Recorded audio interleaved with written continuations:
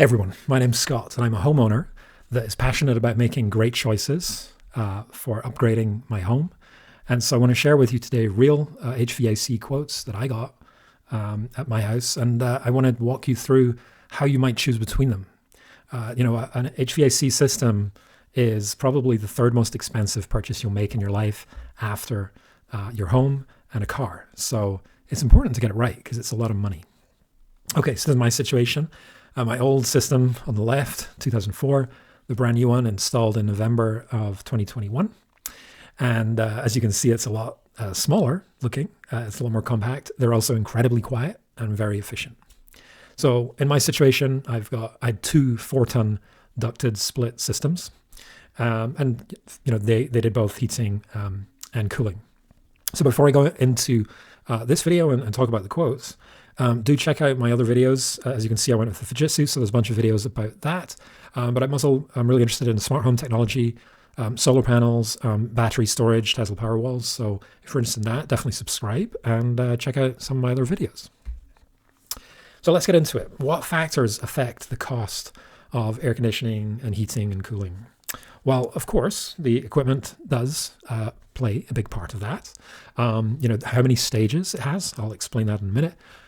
What size it is, i.e. capacity, so that's measured in tons or BTUs, so 1 ton, 4 ton, 5 ton, whatever. And how noisy they are. If it's a basic unit, it'll be really noisy. If it's a more expensive unit, it's probably going to be quieter.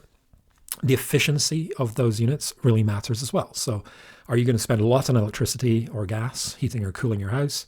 Or is it more efficient? Is it going to cost you less to run? Now, the third thing, of course, that's not anything to do with the equipment. The labor is a massive part of any HVAC system because it's a lot of work. I got 2 systems replaced. It was a total of a 3-day job, so a day and a half for each. It's a lot of work. The warranty really matters as well because that's liability for the manufacturer and for the contractor. So the manufacturer will give you some, parts warranty, but I think the labor warranty is really, really important as well because if that part breaks down, you need somebody to fit it, and their labor is not cheap. So the warranty and including labor is really important. Now, I live in Las Vegas, and so the time of year anywhere in the country, but particularly here, matters. If it's 115 degrees out in the middle of July and the AC breaks down, guess what? You're going to struggle to find somebody who can get to you quickly. And if you are looking at replacing the whole system, you're going to pay a premium for sure. Now, of course, we're in a post-pandemic world. Inflation has obviously risen a lot. And that's partly because the supply chain is messed up. There's factories all over the place that are closed for COVID and other reasons.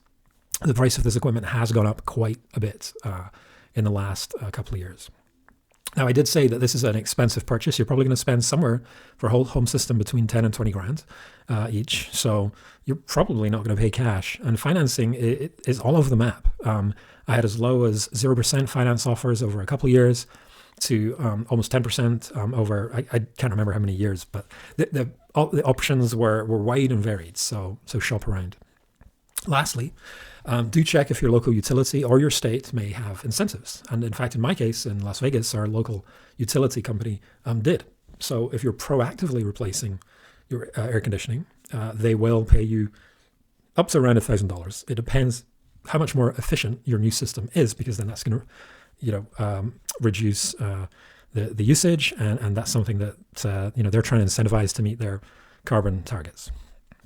Okay, so I mentioned something called the stages, also known as speeds. And so your typical air conditioner, which you're probably used to, is single speed, right? It's either on running 100% or it's off. They tend to be noisy, and they cycle on and off continually throughout the day. And the temperature in your house will vary quite a lot because of that, right? So you're feeling hot, then the air conditioner clicks on, it runs maybe for 20 minutes. Maybe the last few minutes you're feeling kind of chilly, hoping it would go off. It goes off, and then you gradually warm up until it kicks on again. So there's a sort of constant cycle, right? The opposite of that is a fully variable or modulating speed system. These are absolutely the quietest, and they can actually run as low as 10% of their full output. And because of that, they may actually run all day. And that sounds like it's going to cost you more, but it doesn't, because it's using so much less power. And because it's on for all or maybe most of the day, it's much more comfortable. It's maintaining a almost constant temperature. The middle option here is dual speed. These are quieter than the single speed. They will still cycle on and off. They will either run at 100%, or they will run at a lower speed, and that's usually somewhere around 60%. Now, I mentioned, of course, efficiency. This applies to both cooling and heating. This means how much fuel are you going to burn, how much electricity is going to cost you, or gas is being used. SEER is the measure for cooling. I'm going to focus on that for this analysis because obviously in Vegas we have much more cooling than we do heating. Our winters are really quite mild. But if you're looking to grade those, look out for the HSPF rating and for heat pumps, and the AFUE rating for gas furnaces. Okay, but just because you can buy more efficient equipment doesn't mean that you necessarily should. The more efficient equipment, of course, costs you more money. And in my case, I was switching from an air conditioner rated 10 SEER. It was from 2004. So if you have an air conditioner that's like 20 or so years old, it's probably going to be rated at 10. The minimum that can be sold in hotter parts of the US is 14 SEER. Other cooler parts of the US is 13 SEER. Those ratings generally change. Over time, the government increases the minimum rating that can be sold. But, if you're switching from an old air conditioner, no matter what you buy, you are going to save money in the running costs. So even if you go for 14 SEER, you're going to save about 29% on your electricity bill, which is pretty nice. So there's really a mathematical sort of equation that you want to make here. Is it actually worth paying more upfront to save on the running costs? And often the answer to that is no, which is why a lot of contractors really only install a lot of the basic cheap equipment, because people don't really know. They don't know necessarily there's better, more efficient options. They don't know there's quieter options. They don't know that there's ones that are variable speed, right? So it's these are all things to consider, and I hope that's where some of the knowledge I'm sharing is going to make you a bit smarter and make a better choice. All right, so we're just about to look at the quotes. So very, very important, get detailed quotes. Almost all the quotes I got were detailed. They came by email, and they listed what the model number was and the manufacturer of the products. This is the only handwritten one I got, and it did not specify either of those things. And if you get any quotes like this, you must push back. And if they don't want to tell you what equipment they're going to supply, that's fine. Just go somewhere else. But can you imagine going into a car dealer and saying, hey, I want a car? And they're like, sure, it'll cost you 33 grand. And you're like, okay, cool, I'll take it. Without knowing what it is, nobody's going to do that. That's crazy. So don't do it with air conditioning either. Okay, so I was focusing more on mid-tier and more premium products. So I only ended up with one quote for 14 SEER. That's sort of introductory, just over 10 grand, 3-year warranty here, single speed unit. If the warranty had been maybe for 1 year, it would probably have been under the 10,000 mark. Okay, moving up to 16 SEER. It's really interesting. You can see what a massive range of prices we've got here. We've got a dual speed option with a 1-year warranty. That's about 12,300. But we've got a dual speed with a 2-year warranty, so a little better, but it's massively more expensive. It's like, almost $5,000 more expensive for only 1 extra year. So this is why it's really important to shop around, because you don't know who's giving you a good price. Maybe the contractor's really busy. Maybe they're just not interested in the job. Maybe they think it looks difficult. That's why you have to shop around. Okay, let's move up to 17 SEER. And only a couple of options here, but you can see that actually this, by the way, is the one I went for. Very long 12-year parts and labor warranty. The number I'm giving here is both parts and labor, and a fully variable speed unit. And it's in green. That means it's a heat pump. I was very interested in switching from AC with a gas furnace to all electric heat pump. I've got solar panels, I've got battery storage, and I want to reduce carbon footprints and all that. And electricity is generally a lot more clean compared to gas. All right, moving up to 18 SEER. Prices are starting to get more expensive, which you'd expect, more efficient equipment. But again, like massive variation in cost here. Here's a couple of variable speed dual fuel systems, and I'll explain about that. But again, like a big variation in cost, like almost $4,000 difference there.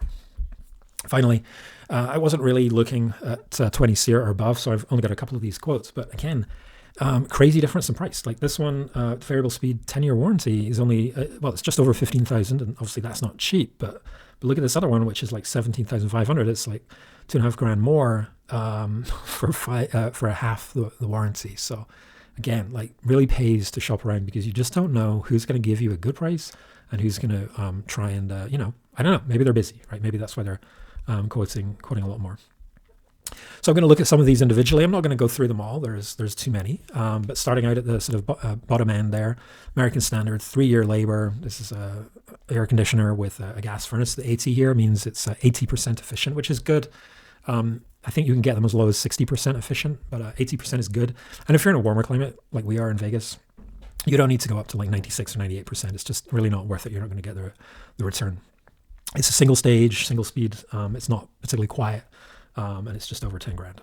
Moving up to a 16 SEER, 5-year labor warranty. It's not that much more expensive, right? It's maybe what is that? Just over $1,200 extra for a longer warranty. More efficient. That seemed like a worthwhile upgrade. Here's an 18 SEER, and also with a 10-year labor warranty. And this is the first fully variable modulating unit, so that means it's going to be a lot quieter, and it's not that much more expensive. This was a pretty attractive option. Now, interestingly, American Standard and Trane are actually owned by the same company. So this is basically the same unit as the American Standard we were just looking at. But look at the price difference. It's over $3,000 more, and it's got a much shorter warranty. So, I've said it a lot in this video, but shop around because, prices are all over the map and for the same equipment. So here's the 20 SEER option. Same 10-year warranty, a little bit more expensive again. So that's $15,200. The Trane version, same unit, different badge, another $3,000 more expensive. So yeah, it really does pay to shop around. So I didn't get too many quotes for heat pumps in this market. Contractors are very used to AC and furnace, and so a lot of them were just not very keen to even quote. And this is actually the one I chose. I really liked it for many reasons. You saw earlier how small the condensers were outside. That was really attractive. They're very, very quiet, fully variable speed. And this was really a great price with a 12-year parts and labor warranty because I went with a Fujitsu Elite contractor. So, that was very valuable to me. The Daikin Fit is a very similar type of unit with a similar warranty, but it's not quite as efficient. So 16 SEER. And actually, this was more expensive, right? So that was 14.1. This is 15.8. Almost $2,000 more expensive. And by the way, that's a picture of a gas furnace, which is wrong. So ignore that. It should be an air handler. But quite a difference in price for something that's not quite as good. So yeah, that's ultimately why I didn't go for it. But they're good units. So a lot of people love them. So here's an American Standard 18 SEER. The price has really jumped up here for no particular reason. I mean, it's more efficient, but again, I think in my market, they're not super keen on heat pumps. So finally, dual fuel. What is that? Well, that is a fully electric heat pump plus a gas furnace. If you're in a very, very cold climate in, say, the northeast of the US, and you have natural gas available, this is probably a good option, right? But if your only source would be, say, propane or oil, better to stick with the heat pump because propane and oil are both really expensive. So let's take a look at these, and you can see it's quite a big difference here, right? We've got one that's just over 14,000, and then a couple that are sort of 18, 19,000. Why is that? So this is the cheaper one. This is Bosch with a 10-year parts and labor. And really nice inverter-driven outdoor unit. It's more compact than your traditional cube-shaped ones.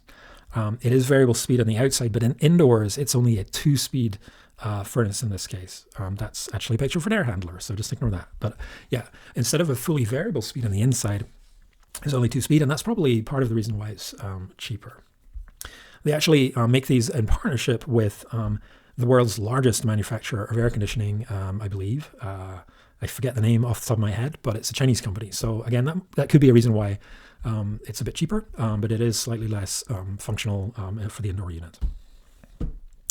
Here's a York heat pump with a gas furnace, variable. I forget about the indoor units, but this is quite a bit more expensive. And I really think in this case, the contractor just wasn't, they told me they'd never worked with this particular equipment before. And, it makes sense to me, like contractors, they like working with the same stuff. They get used to it. They know how it works. They know what may go wrong with it. I think this guy was really out of his comfort zone. And that's why this price was probably more than it could have been if I'd shopped around. So finally, let's take a look at this Trane. It's another low profile, as they call it, or side discharge unit, like the one I eventually chose, the Fujitsu, and like the Daikin. Variable speed, 18 SEER. By the way, this was advertised as 19 SEER, but you always have to check because the different sizes, the tonnage or BTU rating, sometimes the SEER rating will change on a bigger unit. So that's something to watch out for, because they'll say things like, oh, this is up to 19 SEER, but maybe the one you're going to get is actually 18 SEER. This was really expensive. And if you remember, we saw earlier that some train prices were super high, and American Standard, they do have an identical model to this, just a different badge on it. That was cheaper, but it wasn't available. And that's part of the problem right now as well. You're not necessarily going to have the ideal model that you want, because it just may not be available. All right, so I hope I've made you a little bit smarter. Let me just briefly explain what I chose. So I wanted something that's variable speed. We're in the house all the time, really. We work from home, so we wanted something that's really comfortable. It gets very hot here in the summer. Air conditioning is on a lot. We wanted something that's really quiet, outside and in, and we got that. Wanted something efficient, but really wasn't that crazy fussed about whether it was, 17 or 18 or 20 SEER. It didn't really matter, because we're going to save so much compared to our old 10 SEER unit anyway. It wasn't really worth the premium to go and spend even more money to get something that's slightly more efficient. And then finally, the size of the condenser was something that, we don't have a lot of room outside at the side of our house where these go. So, this outdoor unit is relatively compact. It's more like a suitcase shape than a cube shape. And it came with 12-year parts and labor. And it's been great. We had a great winter, and we're just coming into the hot season now. Been using the air conditioning a lot, and it's been really excellent. I'm going to post another video after the end of the summer to share all the sort of cost comparisons with my old equipment, and I did that for the winter as well. So if you're interested, check that out. So here's some of the other videos. This is when I was mentioning the cost comparison of heating, gas furnace compared to modern heat pump. Please do like this video if you enjoyed it, and if you'd like to see some of my other videos, please hit that subscribe button. So thanks again. My name's Scott, and I appreciate you watching.